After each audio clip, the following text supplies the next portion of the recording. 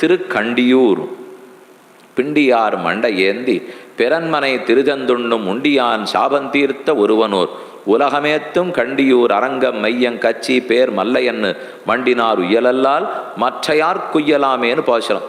இதை திருவங்கியாழ்வார் பாடியிருக்கார். திருக்குறுந்தாண்டகம்ங்கிற பிரபந்தம். திருக்கண்டியூர் சோழ நாட்டு திருத்தலங்களில் 7வது க்ஷேத்திரம் கண்டியூர். இந்த க்ஷேத்திரத்தை பஞ்ச கமல க்ஷேத்திரம்னு சொல்றது உண்டு. நன்னா கேட்டுங்கோ. கமல புஷ்கரணி, கமல தீர்த்தம், கமல க்ஷேத்திரம், க்ஷேத்திரமே கமல க்ஷேத்திரம். கமலாகிருதி விமானம், விமானம் கமல ஒரு தாமர மலரை போலவே இருக்கிற விமானம்.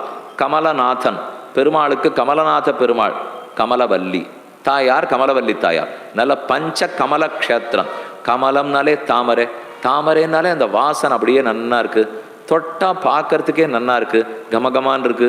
அதை போல இந்த க்ஷேத்திரத்துல வந்து சேவித்தோம்னால் எல்லா நன்மைகளும் நமக்கு ஏற்படும். ஹர சாப விமோச்சன பெருமாள். இந்த பெருமாள் மூலவருக்கு பலிநாத பெருமாள்னு திருநாமம். மகாபலி சக்கரவர்த்தி கேள்விப்பட்டிருக்கோம் இல்லையோ, வாமனமூர்த்தியாலே தகையுண்டு பாத்தாளத்துக்கு போனாரே. இப்போ கொஞ்ச நாள் முன்னாடி நமக்கு நடந்தது இல்லையோ ஓணம் பண்டிகை, கேரளத்தில் முழுக்க ரொம்ப பிரசித்தமாக இருக்கே. எதுக்கு ஓணம்னால் மகாபலி சக்கரவர்த்திக்கு ஆண்டுக்கு ஒரு நாள் பூலோகத்தில் வந்து தம் பிரஜைகளை பார்க்கும் நாள். இதைத்தான் கேரளத்தில் ரொம்ப பிரசித்தமாக ஓணம் பண்டிகைன்னு கொண்டாடிட்டு இருக்கா. அந்த பலியாலே வணங்கப்பட்ட பெருமாள் இவர். இவருக்கு பலிநாதன்னு திருநாமம். ஹரசாப விமோச்சன பெருமாள். ஹரன் சிவன், சிவனுடைய சாபத்திலிருந்து விமோச்சனம் ஏற்படுத்தி கொடுத்தவர். சிவனுக்கு சாபத்தை போக்கின பெருமாள் இவர். சாப விமோச்சன பெருமாள். கிழக்கே திருமுகமண்டலம். 2 திருநாமங்களும் உற்சவருக்கு நன்னா இருக்கு. ஒரு திருநாமம் ஹரசாப விமோச்சன பெருமாள், இன்னொரு திருநாமம் கமலநாதன். இப்போ சொன்னேனே பஞ்ச கமல க்ஷேத்திரம் இல்லையோ, அதனால கமலநாதன். தாயார் கமலவல்லி நாச்சியார். விமானம் கமலாகிருதி விமானம், தாமரையை போலவே இருக்கிற விமானம். விமானம், க்ஷேத்திரம், தீர்த்தம், ஸ்தல விருட்சம், ஸ்தலம். இந்த 5 முக்கியம். சரித்திரம் என்னான்னு பார்ப்போம். பஞ்சகமல க்ஷேத்திரத்தை திருக்கண்டியூர்னு பேர் பார்த்தோம் இல்லையோ. அன்பில், அன்பே இல்லம், அதனால அன்பில்னு பார்த்தோம். இப்ப கண்டியூர் இந்த பேர் ஏன் வந்தது? கண்டின்னா என்ன? கண்டன க்ஷேத்திரம்னு இதுக்கு பேர். கண்டன அப்படின்னா துண்டிக்கப்பட்ட, கண்டிக்கப்பட்டனா துண்டிக்கப்பட்டான்னு அர்த்தம்.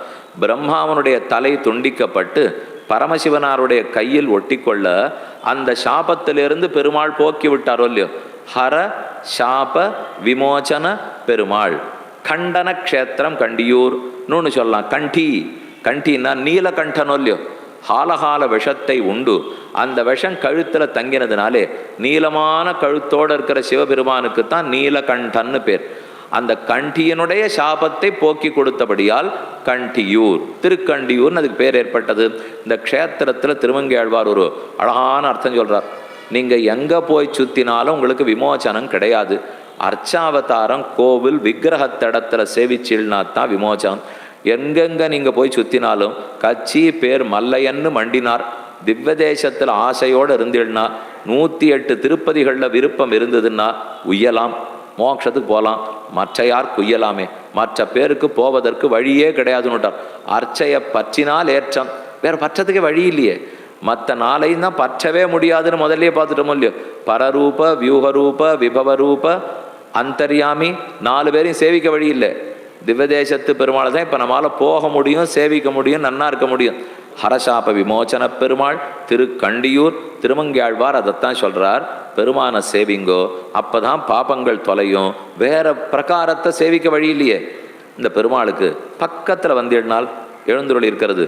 கிழக்கே திருமுக மண்டலமாய் பெருமான் நின்ன திருக்கோலத்தில் உள்ளார்.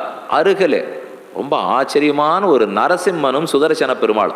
முன்பக்கத்தில் நரசிம்ம பெருமாள், பின்பக்கத்தில் சுதர்சன பெருமாள். இல்லை பின்பக்கத்தில் நரசிம்ம பெருமாள், முன்பக்கம் சுதர்சனர். அண்ணா பெரிய திருக்கோலத்தோட ரொம்ப அழகா இருக்கா. க்ஷேத்திரத்திலே கபால மோட்ச புஷ்கரணியை சேவிச்சுக்கிறோம். நரசிம்ம பெருமானும் சுதர்சனனும். இது திருக்கண்டியூர் 7வது க்ஷேத்திரம் சேவித்தோம்.